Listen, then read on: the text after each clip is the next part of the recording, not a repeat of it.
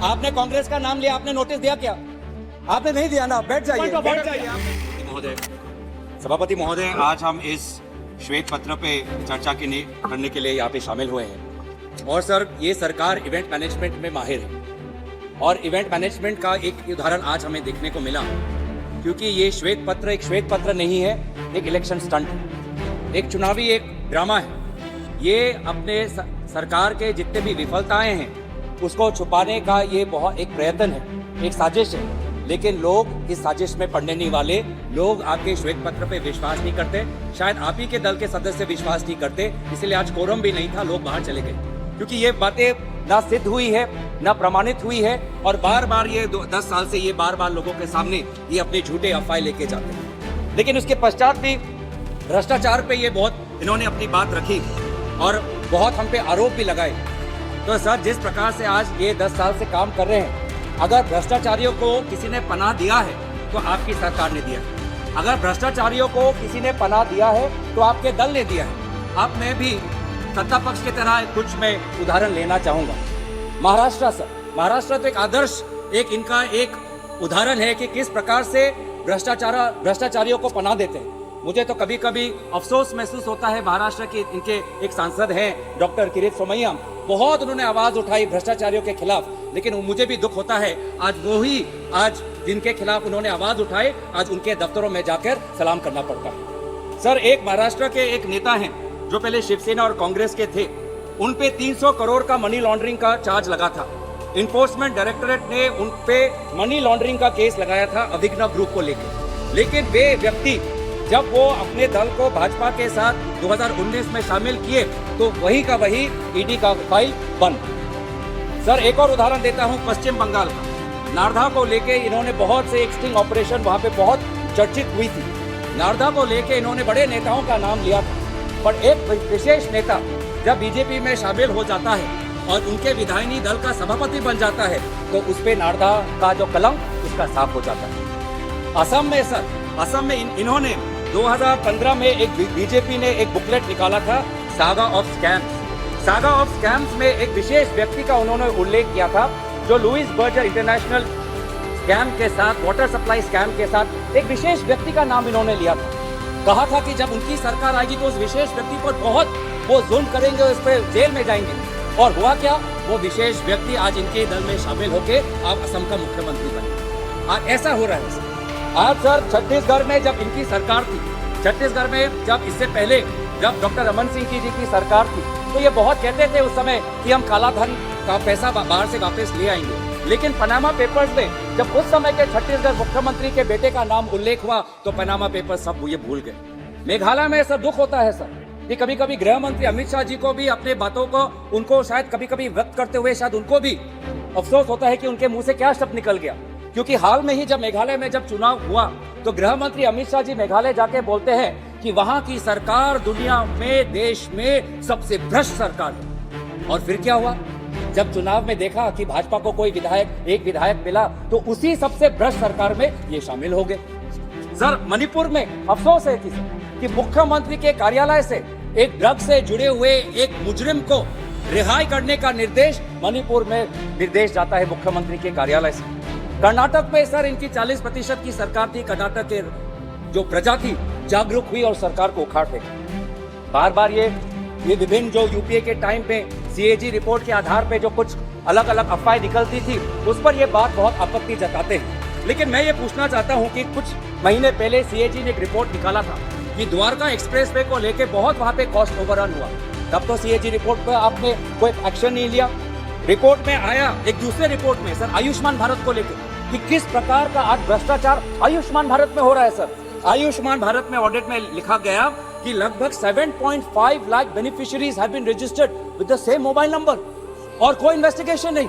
7.5 lakh people have been registered with the same mobile number और ये सरकार सो रही है। वही रिपोर्ट में लिखा है कि लगभग 88,000 लगभग 90,000 लोग जो मर चुके हैं उनके नाम पर क्लेम जा रहा है और उस पर कोई कार्रवाई नहीं, ये लोग सो रहे हैं। सर, और भी मैं उसके उदाहरण देना चाहता हूं सर, किस प्रकार का इनका वॉशिंग मशीन काम करता है। मैं नाम नहीं लेना चाहूंगा कि सर अगेन दोबारा महाराष्ट्र में आता हूं। महाराष्ट्र में सर एक पब्लिक ट्रस्ट महिला उत्कर्ष प्रतिष्ठान इसको लेकर ईडी ने ये चार्ज दिया कि ये मनी लॉन्ड्रिंग का एक जरिया बन गया और उस ट्रस्ट को लेके जिस पर पहले ईडी कार्रवाई कर रही थी, जब वो शिंदे कैंप में उस सदस्य का शामिल हो जाता है तो ईडी का फाइल बंद। सर ऐसे ही शिंदे कैंप में बहुत से लोग हैं, मैं आगे नाम नहीं लेना चाहूंगा, लेकिन एक फॉर्मर चेयरमैन है बीएमसी पे, उन पे भी ईडी का foreign exchange management act FEMA के तहत उन पे कार्रवाई चल रही थी। लगभग उनके जो बांद्रा में जो उनकी फ्लैट थी ईडी ने जब्त कर ली। नियरली 40 उनके प्रॉपर्टी पे कार्रवाई चल रही थी। जब वो बीजेपी के साथ शिंदे कैंप में चले जाते हैं कार्रवाई बंद। वैसे ही एक विधायक है जो टॉप ग्रुप के साथ जुड़े हुए हैं, उनको ईडी ने चार्ज किया कि लगभग 7 करोड़ का फायदा हुआ है, किकबैक मिला है एमएमआरडीए में, लेकिन वे भी जब बीजेपी के साथ शामिल हो जाते हैं तो ईडी पे बंद। तो ये किस हैसियत से बोल रहे हैं कि ये भ्रष्टाचार के खिलाफ है? किस हैसियत से ये बोल रहे हैं कि ना खाऊंगा ना खाने दूंगा? जो भी खाता है बीजेपी में शामिल हो जाता है, जो भी खाता है बीजेपी का सदस्य बन जाता है। बीजेपी पनाह दे रही है, बीजेपी ने एक आश्रम खोल रखा है भ्रष्टाचारियों के लिए और सबसे ज्यादा अमीर लोगों के लिए। एक व्यक्ति है जिनके खिलाफ स्वयं प्रधानमंत्री बोलते हैं सर, एक व्यक्ति है जिनके खिलाफ स्वयं प्रधानमंत्री मोदी जी बोलते हैं कि इस पे 70,000 करोड़ का यहाँ पे इरिगेशन को लेके स्कैम हो रहा है, स्वयं प्रधानमंत्री बोलते हैं। और फिर वही व्यक्ति आज प्रधानमंत्री से मिलते हैं और कहते हैं कि मैं महाराष्ट्र का नया उप मुख्यमंत्री हूँ। ये हो रहा है सर, 70,000 करोड़ का ये भ्रष्टाचार का आरोप लगाते हैं। अरे हमने तो किसानों का 70,000 करोड़ का कर्जा माफ किया था, आपने तो एक विशेष भ्रष्ट से लिप्त हुए एक व्यक्ति का 70,000 करोड़ आपने माफ किया हुआ है।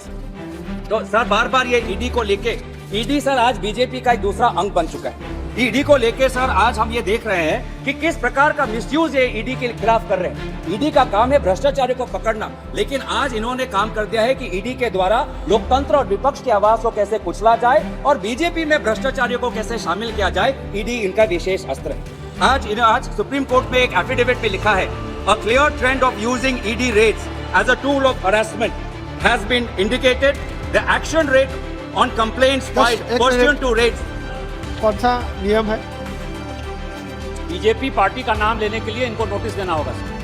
ये सभापति महोदय, मेरी सरकार के ऊपर आज जो बोलना है बोलते हैं, ये आपने पार्टी जो के ऊपर नहीं बोल दिया, सकते। आपने कांग्रेस का नाम लिया, आपने नोटिस दिया क्या?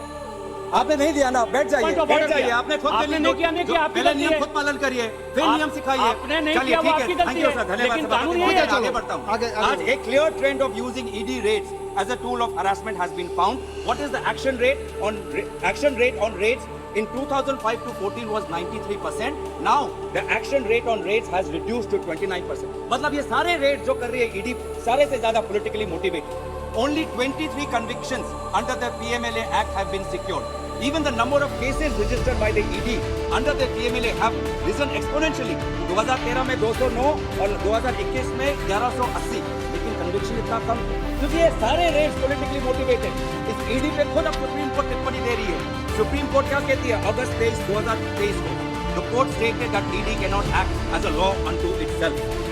October 4, 2023, ED supreme court ED पे क्या कहती है? The probe agency cannot be vindictive and must be seen to act with highest degree of fairness.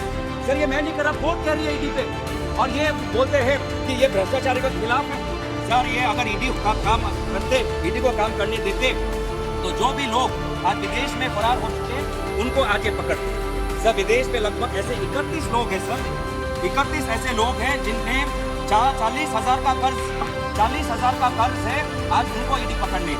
उसमें से कौन है? उसमें से पहले हैं हमारे नीरव मोदी जी। नीरव मोदी जी पे कितने का? नीरव मोदी 12,000 करोड़ का फ्रॉड है, उनको ईडी नहीं पकड़ रही। विजय माल्या पर 9,000 का रुपए फ्रॉड है, उनको नहीं पकड़ रही। मेहुल भाई तो आपके प्रधानमंत्री के करीब है, मेहुल भाई पे भी आज 12,000 का एक उन पे भी फ्रॉड है। जतिन मेहता विंसम डायमंड, हीरे के वित्त मंत्री ने हीरा का उल्लेख किया था, तो एक विंसम हीरा है। एक सर बोलने दीजिए, मेरे पास पार्टी का समय है। जतिन मेहता जो विंसन डायमंड्स हैं, 7,000 करोड़ ऊपर कर्ज है, फ्रॉड है, नहीं पकड़ते। ललित मोदी 125 करोड़ का आज उन पे फ्रॉड है, नहीं पकड़ते। स्टर्लिन बायोटेक के चेतन संदेशारा, नितिन संदेशारा 5,000 करोड़ का फ्रॉड है, नहीं पकड़ते। आशीष जोबान पुतड़ा एबीसी कॉटस्पिन के मालिक हैं, 770 करोड़ का उन पे फ्रॉड है, नहीं पकड़ते। समाप्त डायमंड कीजिए। ट्रेडर रितेश जैन, समाप्त कीजिए। सर बोलने दीजिए सर। आज इन्होंने जो काला वाई श्वेत पेपर निकाला है उसके खिलाफ जो हमने काला पेपर निकाला है उसके थोड़ा विवरण करने दीजिए। सत्ता पक्ष को डरने की जरूरत नहीं है। नीलेश परीख गणेश ज्वेलरी 2022 करोड़ पर का फ्रॉड है, उसको आज नहीं पकड़ते। तो ये है बीजेपी सर। जितने भी अमीर है जिन्होंने भ्रष्टाचारी किया हुआ है, जाओ विदेश जाओ। अगर मोदी जी इतने बड़े विश्वगुरु हैं, आज मोदी जी अगर इतने बड़े दुनिया में उनकी ताकत है, तो ये विदेश में छुपे हुए लोगों को वापस क्यों नहीं लाते? फिर वापस क्यों नहीं ला सकते सर? मुझे और 5 मिनट दीजिए। 5 मिनट नहीं होगा सर आप क्यों कैसे आवाज बंद? मैं पार्टी का समय आप हमारे पार्टी पे हमें छोड़ दीजिए सर। अगर मोदी जी इतने बड़े विश्वगुरु हैं, तो ये जो बाहर जो लोग हैं जिन्होंने 40,000 करोड़ लूटा हुआ है, उसको क्यों नहीं ला सकते? अडानी को लेकर सर अब मैं बोल दूंगा, मुझे 5 मिनट दीजिए। आज 5 मेरे पास मिनट पार्टी का नहीं, टाइम गोगोई है जी, you सर, conclude। मेरे पार्टी का टाइम है आप सर। अभी conclude। तक हमारे पहले स्पीकर ने 20-25 मिनट लिया हुआ। बहुत अडानी है, अडानी परिवार, अडानी परिवार। अरे आप conclude आपने कीजिए। जैसे अडानी, समय- आपने जैसे परिवार का नाम लिया, तो मैं भी अडानी परिवार का नाम ले रहा हूँ। अडानी परिवार आज धारावी में रीडेवलपमेंट प्रोजेक्ट करता है, धारावी में रीटेंडर प्रोजेक्ट करता है। 2000 करोड़ से कम उन्होंने बिड किया, उनको धारावी प्रोजेक्ट मिल जाता है। ये कैसे होता है सर? आज अडानी परिवार, समाप्त कीजिए। अडानी परिवार के कंपनी में गौरव जी, समाप्त कीजिए। सर मेरे पास पार्टी का टाइम है, 10 मिनट ही बोला सर। आप मैं आवाज नहीं बंद नेक्स्ट स्पीकर अगर का मेरे नाम पार्टी का बोलता हूँ। वो हम नहीं, 10 हम पे मिनट छोड़ से दीजिए ज्यादा सर। हुए। वो हमारे पार्टी पे आप छोड़ 15 दीजिए। मिनट मेरे बोले। पे हमारे पार्टी पे छोड़ आप दीजिए। 15 मिनट मेरे बोले। पार्टी पे अगर You have completed 5 मिनट और 15 दीजिए। minutes। अडानी परिवार आप में एक conclude कीजिए, मैं Chinese next बैंक speaker का नाम बोलता हूँ। उन्होंने 12,000 करोड़ कोयला का ओवर इन्वॉइसिंग किया है। उस 12,000 कोयला का इन्वॉइसिंग पे आज हमारे आप देश बोलिए। के ग्राहक, आज बिजली का भाड़ा बढ़ चुका है, उस पे कोई कार्रवाई नहीं हुई। आज अडानी परिवार ये पे पता है सर, आज जब भी अडानी परिवार का मोशन नाम या लेता हूं, रिजोल्यूशन सर मेरा टाइम नहीं, मोशन और पार्टी का टाइम रिजोल्यूशन है, जिस कटवाइए। विषय पर है हमारे वही पार्टी बात का जो करेंगे। टाइम है नहीं कटना चाहिए। उन सब पेज का जो ये व्हाइट पेपर है सर, उसमें संजय सारिया कहाँ है, विजय माल्या कहाँ है, ठीक है, थैंक यू अडानी कहाँ है, उसका सभापति अंबानी कहाँ है। महोदय, यदि जैसे कि मैं कह बता रहा दें नहीं तो सारे था कि चीजों पे अडानी परिवार पे आज एसबीआई की बात करते हैं। आपका अडानी दूसरे परिवार स्पीकर का नाम बोलता को हूं। 1 बिलियन आप conclude कीजिए। का लोन मिलता है ताकि वो कोयला ऑस्ट्रेलिया से ले, कब इनको कुछ श्री- नहीं पता है सर। मैं दूसरा तो नाम इस पुकारता प्रकार हूं, का conclude सर- कीजिए। सर, बस मुझे श्री और 2 मिनट लीजिए राजीव सर। रंजन सिंह बस जी। ठीक है, thank you. Rajiv ji, Rajiv Ranjan ji.